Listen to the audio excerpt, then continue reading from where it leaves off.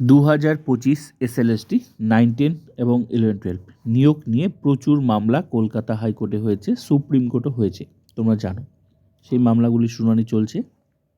এর মাঝখানেই কলকাতা হাইকোর্টের এক গুরুত্বপূর্ণ নির্দেশ সামনে আসলো। এর ফলে পুরো নিয়োগ প্রক্রিয়ার ভবিষ্যৎ কী? কারণ সামনে 11-12 প্যানেল প্রকাশ হবে, ফাইনাল প্যানেল প্রকাশ হবে। 9-10 জানুয়ারি মাসে ডকুমেন্টস ভেরিফিকেশন শুরু হবে, 11-12 জানুয়ারি মাসেই ফাইনাল প্যানেল প্রকাশ হবে। তো কী সেই নির্দেশ, নিয়োগ প্রক্রিয়ার ভবিষ্যৎ কী, সেটাই আমি তোমাদের এই ভিডিওতে বলছি। কী ঘটনা ঘটলো কলকাতা হাইকোর্টে সেটাও আমি এই ভিডিওতে বলছি। 11-12 ক্যান্ডিডেট পরীক্ষায় পাশ করেছে, ইন্টারভিউ দিতে পারেনি কারণ সে অসুস্থ ছিল। সেই ক্যান্ডিডেট কলকাতা হাইকোর্টের সিঙ্গেল বেঞ্চে মামলা করেছে যাতে তাকে সুযোগ দেওয়া হয় ইন্টারভিউ দেওয়ার, এবং কি তার যেটা সুবিধা হবে ঠিকানা পরিবর্তন, তার ইচ্ছে মতো তার জায়গায় ইন্টারভিউ নেওয়া হোক এবং তার তারিখ সেও বলে দেবে কখন তার সুবিধা হবে। এটা নিয়ে সে মামলা করেছে যাতে ওর সুবিধা হয়।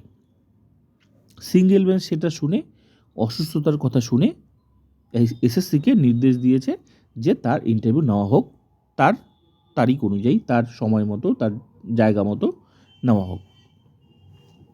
এসএসসি কিন্তু তখন সেই মামলার বিরুদ্ধে গিয়ে, এগেনস্টে গিয়ে ডিভিশন বেঞ্চে ফাইল করে। সেখানে গিয়ে গুরুত্বপূর্ণ নির্দেশ আসলো।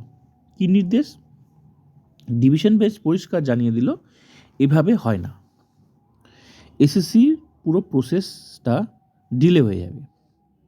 আর এসএসসিও জানালো ডিভিশন বেঞ্চে, আমরা যদি এই ক্যান্ডিডেটকে অ্যালাউ করি তাহলে এর পরবর্তীকালে প্রচুর কেস আসবে, এর ফলে পুরো নিয়োগ প্রক্রিয়াটা ঘেঁটে হয়ে যাবে।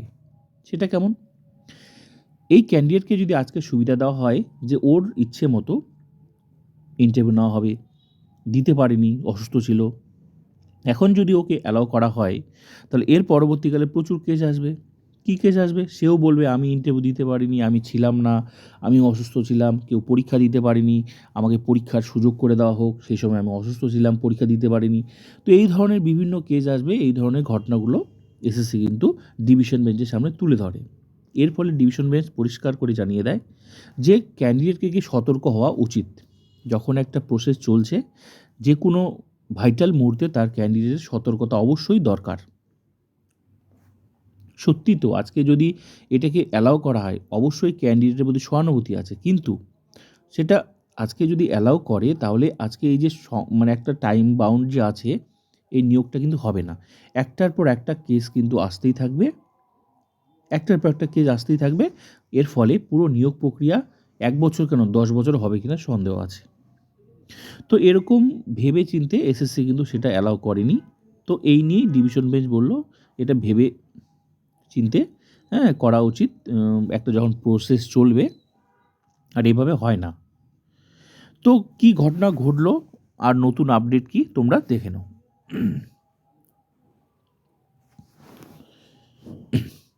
11-12 শিক্ষক নিয়োগে এক চাকরি প্রার্থীর ইন্টারভিউর স্থান ও তারিখ পরিবর্তন করার নির্দেশের উপর অন্তর্বর্তী স্থগিতাদেশ দিল কলকাতা হাইকোর্টের ডিভিশন বেঞ্চ। উল্লেখ্য, লিখিত পরীক্ষায় উত্তীর্ণ হয়েও এক চাকরিপ্রার্থী অসুস্থতার কারণে কমিশনের দেওয়া নির্দিষ্ট দিনে ইন্টারভিউতে অংশগ্রহণ করতে পারেনি। পুনরায় সুযোগ দেওয়া হোক, এই আবেদন করে হাইকোর্টের দ্বারস্থ হন তিনি। এর আগে সেই মামলায় স্কুল সার্ভিস কমিশনকে ওই চাকরিপ্রার্থীর ইন্টারভিউয়ের স্থান ও তারিখ পরিবর্তন করে ফের ইন্টারভিউতে অংশগ্রহণ করার সুযোগ করে দেওয়ার নির্দেশ দিয়েছিল একক বেঞ্চ। সেই নির্দেশের বিরুদ্ধে ডিভিশন বেঞ্চে আবেদন করে স্কুল সার্ভিস কমিশন। সোমবার কমিশনের আইনজীবীরা যুক্তি দেন, নিয়োগ প্রক্রিয়ায় অযথা হস্তক্ষেপ করলে সময়ের মধ্যে এই নিয়োগ সম্পূর্ণ করা যাবে না। আইনজীবীদের আরও দাবি, একজনকে সুযোগ দিলে আগামী দিনে ইন্টারভিউয়ের স্থান ও সময় পরিবর্তন চেয়ে একাধিক মামলা হতে পারে, যেটা আমি তোমাদের ভিডিওতে বললাম। তো এই যে ঘটনাগুলো চলছে, এটা সত্যি ভাবার বিষয়। বিচারপতি রবি কিষাণ কপুর এবং বিচারপতি অজয় কুমার গুপ্তের ডিভিশন বেঞ্চের নির্দেশ, এই মামলায় কমিশনের বিরুদ্ধে কোনো গাফিলতির অভিযোগ না থাকায় অযথা নিয়োগ প্রক্রিয়ায় হস্তক্ষেপ করতে পারে না কোর্ট। ডিভিশন বেঞ্চ কিন্তু হস্তক্ষেপ করবে না। এর পাশাপাশি ডিভিশন বেঞ্চের মন্তব্য, চাকরি সংক্রান্ত পরীক্ষার বিষয়ে অংশগ্রহণকারীদের অগ্রিম ব্যবস্থা নেওয়া উচিত। সত্যিই তাই, এটা একটা ভাইটাল ইস্যু। আগে থেকেই সতর্কতা, কিন্তু কেউ তো জানে না কার কখন অসুস্থতা হবে, এটা সত্যি। কিন্তু অপরপক্ষে এটাও ভাবা উচিত যে এটা মেনে নিলে কোনো নিয়োগ প্রক্রিয়া কিন্তু আর রুলস বলে গ্যাজেট বলে কিছুই থাকবে না, একটার পর একটা কেস চলতে থাকবে। তো এই ছিল আপডেট। আজকে এই ক্যান্ডিডেটকে অ্যালাউ করলে, এই ক্যান্ডিডেটের চিন্তাভাবনা অন্যভাবে করা যেতে পারে, কিন্তু এই ক্যান্ডিডেটকে অ্যালাউ করলে আরও পরবর্তীকালে প্রচুর যে ক্যান্ডিডেট কেস করবে সেটা কিন্তু মানে হবেই, কেউ না কেউ কেস করবেই, এটা বলার অপেক্ষা রাখে না। তো এই ছিল আপডেট। তো এইভাবে এখন দেখা যাক এসএসসির পরবর্তী পদক্ষেপ কী। তবে এসএসসি জানিয়ে দিয়েছে